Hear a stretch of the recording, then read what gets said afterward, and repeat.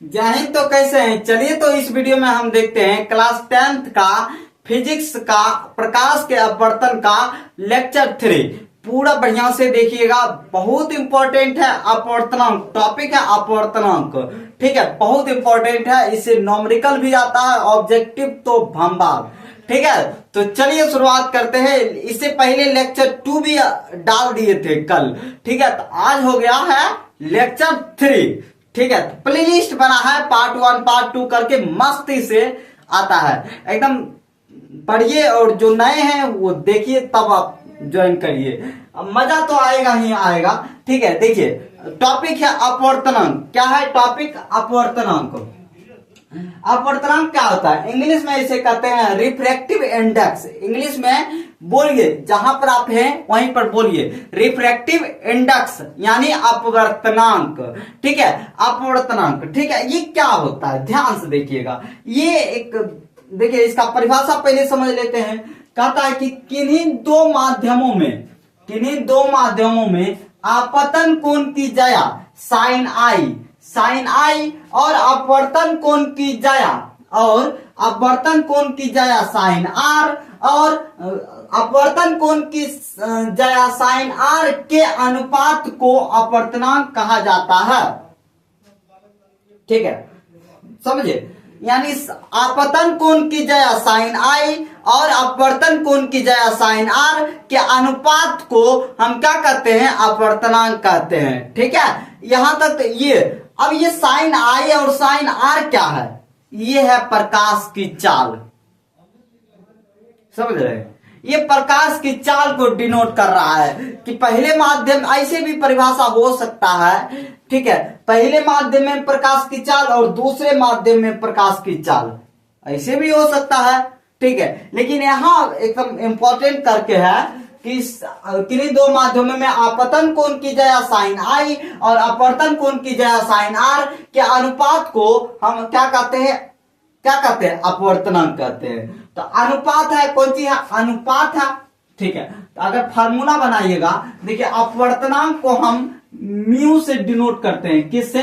Mu या N से भी डिनोट करते हैं। किससे? म्यू या एन से डिनोट करते हैं। तो फार्मूला होगा mu equal to sine i बट्टा साइन आर। ये हो गया। जहां पर ये म्यू क्या है? अपवर्तनांक है, ठीक है। साइन आई साइन आर जो प्रकाश की चाल दिखा रहा है, ठीक है। साइन आर ये अपवर्तनांक है। तो इतना तो बात, mu equal to sine i बट्टा sine r, mu equal to sine i बट्टा sine r, mu equal to sine i बट्टा साइन आर, ठीक है। और ये तो अपवर्तनांक हो गया। और एक बात बताते हैं आपको, अपवर्तनांक कौन सी राशि है? अपवर्तनांक कौन सा राशि है? हम दो प्रकार के बताए थे। दो प्रकार का राशि होता है, एक सदिश राशि, एक अदिश राशि। जिसमें परिमाण के साथ दिशा भी होता है वो सदिश राशि, और जिसमें सिर्फ परिमाण होता है वो अदिश राशि। तो यहाँ अपवर्तनांक बताइए। जैसे कि हवा का अपवर्तनांक होता है 1, हवा का अपवर्तनांक 1 होता है, तो यहाँ 1 है। और कांच का 1.5, ये अपवर्तनांक है। तो अब बताइए, ये मान जो है सिर्फ मान है। ये नहीं कहता है कि एक हवा का अपवर्तनांक 1 ऊपर की तरफ, ये बोलता है हवा का अपवर्तनांक 1 नीचे की तरफ दिशा है, ऐसे वो होता है? नहीं होता। एक सिर्फ एक, यानी मान सिर्फ। तो ये जिसमें सिर्फ मान रहेगा, सिर्फ अंक रहेगा, मान रहेगा, तो वो रहेगा कौन सी? परिमाण जिसमें रहेगा वो होगा अदिश राशि। कौन सा? अदिश राशि। जिसमें परिमाण तो रहेगा और उसके साथ दिशा भी रहेगा वो सदिश राशि। इसमें दिशा नहीं है, तो ये हो गया कौन सी? अदिश राशि। कौन सी? ये हो गया अदिश राशि। ये हो गया अदिश राशि, ठीक है। तो याद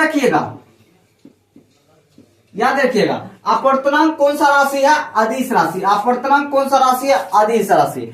और एक बात बताइए, इसका कोई मात्रक नहीं होता है, इसका मात्रक नहीं होता है। बस इतना जान लीजिए, बहुत है, आगे जानिएगा क्यों नहीं होता है, ठीक है। बस इसका मात्रक नहीं होता है, मात्रक नहीं होता है। और क्या नहीं होता है, इसका बीमा भी नहीं होता है। बीमा क्लास 12th में पढ़िएगा। बीमा बढ़िया से ऐसे ब्रैकेट में रहता है बीमा ऐसे, ठीक है। तो इसका बीमा भी नहीं होता है, यानी बीमाहीन है ये, बीमाहीन। जैसे जिसको पास भूमि नहीं रहता है तो क्या कहते हैं, भूमिहीन।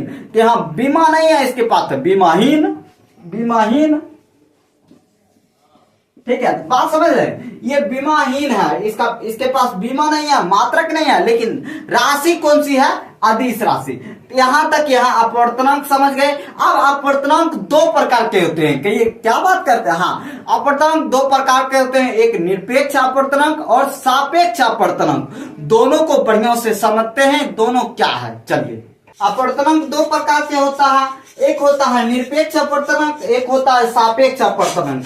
इसको इंग्लिश में क्या कहेंगे, निरपेक्ष अपवर्तनांक को हम कहेंगे absolute reflective index, refractive index, absolute refractive index.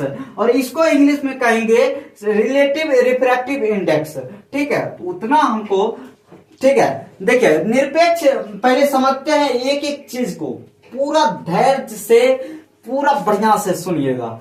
निरपेक्ष अपवर्तनांक किसे कहते हैं, निरपेक्ष अपवर्तनांक उसे कहते हैं प्रकाश की चाल, निर्वात में प्रकाश की चाल, या वायु भी यहां बोल सकते हैं, ठीक है। कोई कोई वायु भी बोलेगा तो कोई गलत नहीं होगा, ठीक है। निर्वात में प्रकाश की चाल और किसी माध्यम में प्रकाश की चाल के अनुपात को हम क्या कहते हैं, निरपेक्ष अपवर्तनांक कहते हैं। अभी परिभाषा भी आपको दिखाएंगे लिख के, ठीक है। तो एक बार और बोल देते हैं, निर्वात में प्रकाश की चाल, हम निर्वात की जगह पर वायु भी हो सकता है। निर्वात में प्रकाश की चाल और किसी माध्यम में प्रकाश की चाल को हम, चाल के अनुपात को हम क्या कहते हैं, निरपेक्ष अपवर्तनांक कहते हैं। ध्यान से देखिए, अगर निर्वात में प्रकाश चाल को C माने, चाल को C माने, और किसी माध्यम में प्रकाश की चाल को V माने, क्या माने, V माने, और निरपेक्ष अपवर्तनांक को म्यू से सूचित किया जाता है, तो इसका फार्मूला क्या बनेगा, इसका फार्मूला बनेगा mu equal to C by V, C by V, C by V, जहां पर म्यू निरपेक्ष अपवर्तनांक और C क्या है, C क्या है, निर्वात में प्रकाश की चाल, निर्वात में प्रकाश की चाल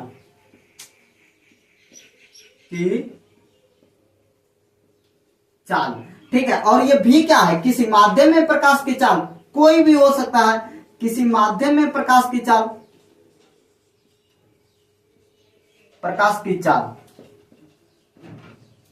ठीक है। ध्यान रखिएगा, mu equal to C by किसका है, निरपेक्ष का है। Mu equal to C by किसका है, निरपेक्ष का, ठीक है। तो ये हो गया निर्वात में प्रकाश की चाल, अब बट्टा किसी माध्यम में प्रकाश की चाल, किसी माध्यम में, यहां माध्यम, किसी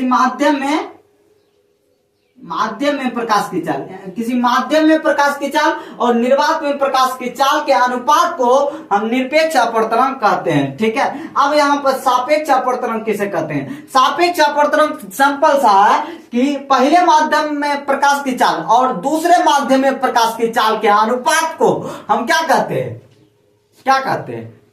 सापेक्ष अपवर्तनांक कहते हैं। यानी अगर पहले माध्यम को V1 कहे और दूसरे माध्यम को V2 कहे और सापेक्ष अपवर्तनांक को म्यू से सूचित किया जाए, तो म्यू इक्वल टू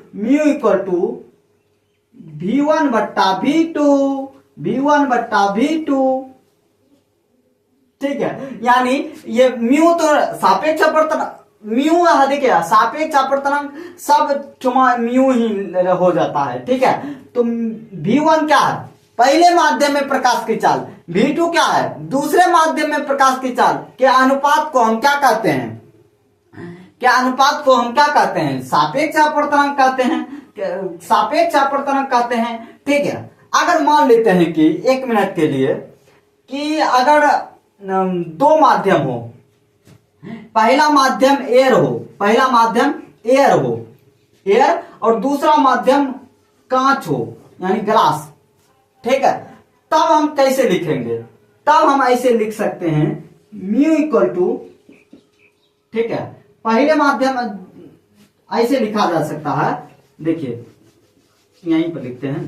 पहला माध्यम क्या है, एयर है। दूसरा माध्यम क्या है, पहला माध्यम है, ये पहला माध्यम एयर, दूसरा माध्यम कांच। ठीक है, ये है। तो यहां पर हम लिखेंगे, ऐसे लिखा जाएगा म्यू, यहां पर एयर और जी। ठीक है, और देखिए साइन आई बट्टा साइन आर, ये प्रकाश की चाल, साइन आई बट्टा साइन आर। अभी परिभाषा भी आपको दिखा देंगे, ये मेन चीज है, ध्यान से देखिएगा। ये साइन आई बट्टा साइन आर। और एक चीज ध्यान से देखिएगा, इसको क्या पढ़ा जाएगा, इसको, इसके माथे पर ये ना कोना पर ए है और जी है। बताइए, पहले तो ये तो कंफर्म है कि ये मतलब एयर यानी वायु, और जी मतलब ग्लास यानी कांच, ये तो कोई दिक्कत नहीं है। अब इसको पढ़ा क्या जाएगा, ध्यान से देखिए। यहां अगर ए रहेगा, यहां अगर जी रहेगा, तो इसको पढ़िएगा वायु के सापेक्ष कांच का आवर्तनांक, वायु के सापेक्ष कांच का आवर्तनांक, वायु के सापेक्ष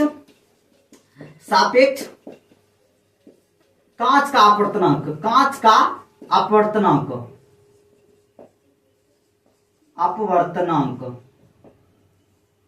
कांच का अपवर्तनांक। ठीक है, यहां अगर ये रहेगा तब रहेगा वायु के सापेक्ष कांच का अपवर्तनांक।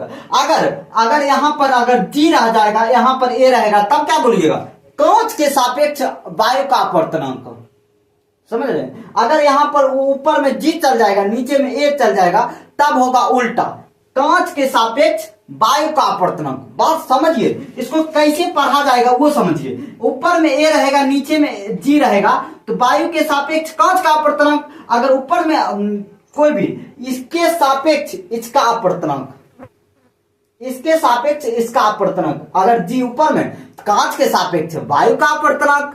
तो ठीक है, तो ये चीज आपका पूरा बढ़िया से हो गया। ठीक है, और दोनों का अगर कहिएगा सर जी मतलब सापेक्ष अनिरपेक्ष, सापेक्ष निरपेक्ष कैसे समझेंगे, समझिएगा कि ये निरपेक्ष की बात आएगा ना, तो समझिएगा निर्वात में प्रकाश की चाल और किसी माध्यम में प्रकाश की चाल के अनुपात को हम क्या कहते हैं, निरपेक्ष अपवर्तन। निर्वात ध्यान रखिएगा, निर्वात या वायु, बस ये दोनों।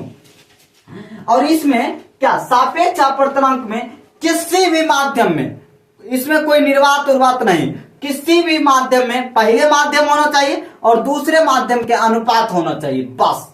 ठीक है, यानी V1 बटा V2, इधर देंगे तो साइन आई बटा साइन ए। किसी भी माध्यम के अनुपात को हम क्या कहते हैं, सापेक्ष अपवर्तनांक कहते हैं। ठीक है, और इसको तो हम वायु के सापेक्ष कांच का अपवर्तनांक बताइए दिए, बहुत इंपॉर्टेंट है, ऑब्जेक्टिव में पूछा जाता है, ये दे देगा आपको ऐसा का, ऑब्जेक्टिव कहेगा बताने के लिए किसके सापेक्ष क्या है, किसके सापेक्ष क्या है। तो बढ़िया से रगड़े रहिएगा, तब तो माइंड होगा न। ठीक है, यहां तक आप माइंड मेकअप कर दीजिएगा।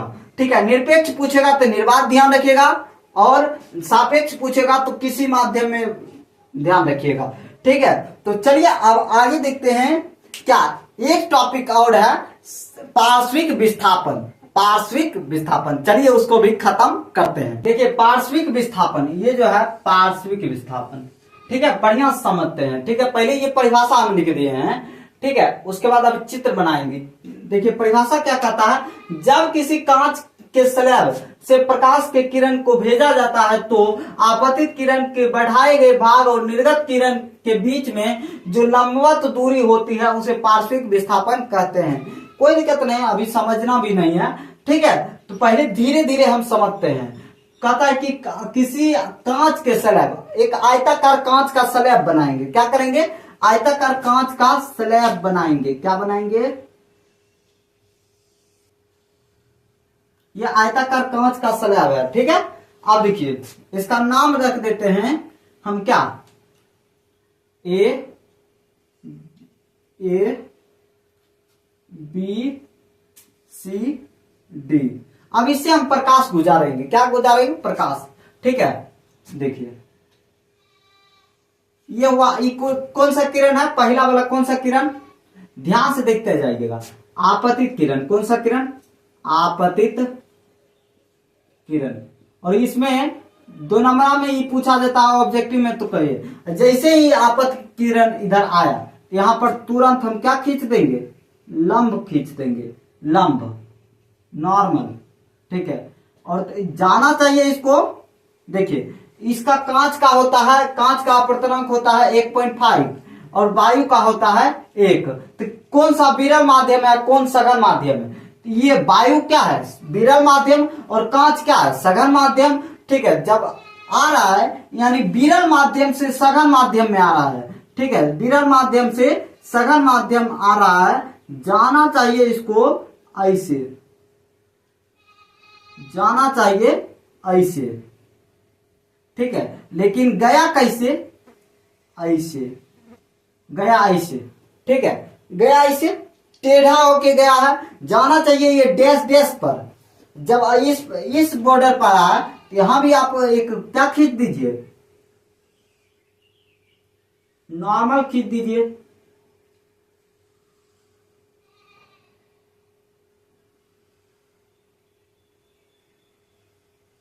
यानी अभिलंब खींच दीजिए, ठीक है। अब इसको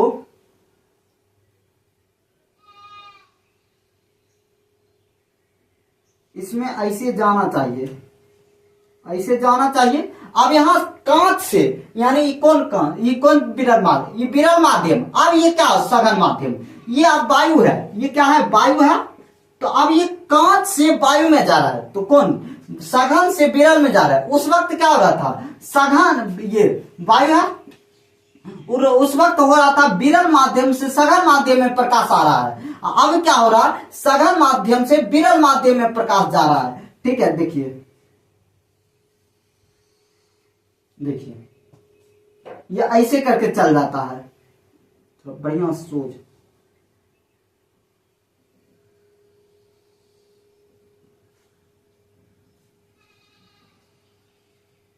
ठीक है।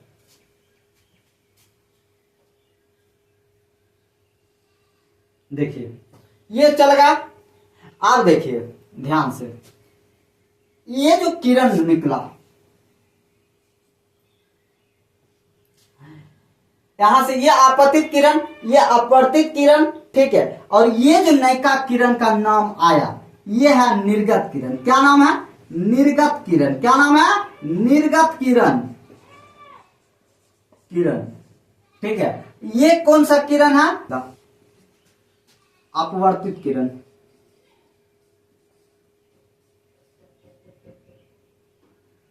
अपवर्तित किरण, ठीक है। ये अपवर्तित किरण, ये बीच वाला, और ये जो नया एक किरण आया है वो क्या नाम है, निर्गत किरण। अब ध्यान से देखिए, ये जो आपतित किरण का भाग जो है, आपतित किरण का जो भाग ये बढ़ रहा है, इसको इसी तरह बढ़ाएं, एकदम जैसे जा रहा है वैसे अगर बढ़ाते रहे, पता है क्या होगा, पता है आपको, यहां जो इसके बीच में जो ये दूरी जो मिला ना है, देखिए ये जो दूरी है ना, यही है भाई क्या, पार्श्विक विस्थापन, यही है पार्श्विक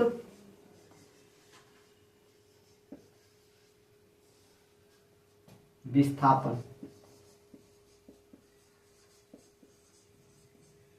आपको समझना है, ये जो आपतित किरण की ये जो आगे बढ़ाएं और ये निर्गत किरण के बीच में ये जो दूरी है, ये जो दूरी है, यही है पार्श्विक विस्थापन। आप देखिए इसका परिभाषा ध्यान से देखिए क्या कहता है।